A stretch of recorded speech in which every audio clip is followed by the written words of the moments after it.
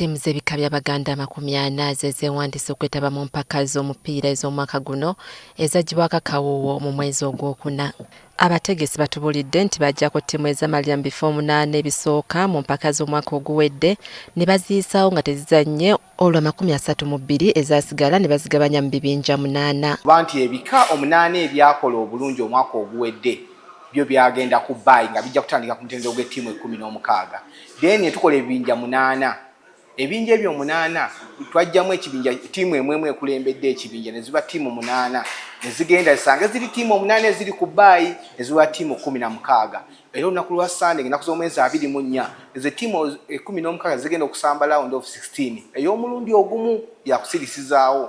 Then wezitujjawo ttiimu 8 ezigenda ku quarter finals. Abategesi b'empaka zino bagamba nti enzannya eno gye batandise sizoni eno ewa ttiimu omukisa okwetaba mu nzannya eziwera. Ensonga lwaki twadda kweyenzanya kisobozesa ebika bino okusobola okusambako emipiira egiwera naddala bino ebika ebitandikira ku mutindiro egisooka ne tuteekawo groups ezo basobola okufuna ku mipiira egiwerako kubanga buli badde basamba emipiira 2 bwe basamba round of 16 nga basamba omwandawe gwe bakuba ng'agenda.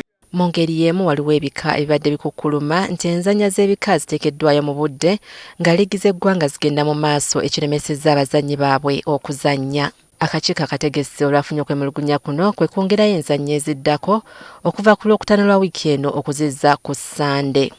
Okwemulugunya kwe twakuulidde olukiiko olwaseseetuddemu empiira egibali girina okuddamu ng'ennaku ku Lwokutaano ng'ennaku z'omwezi 22 gyaseetuddwa ntandike ku Sande nga 24 kisobozese ebika ebyo birina abasambi mu ttiimu ezo ez'enjawulo okusamba omupiira gw'ebika ogw'oku Sande nga 24. Mu ngeri emu n'ebibinja by'empaka z'amasaza eziggyibwako akawoowo nga Juni 13 omwezi guno bikwatiddwa makya ga leero ku Bulange e Mengo. Regina Nalujja, NTV Akawungeezi.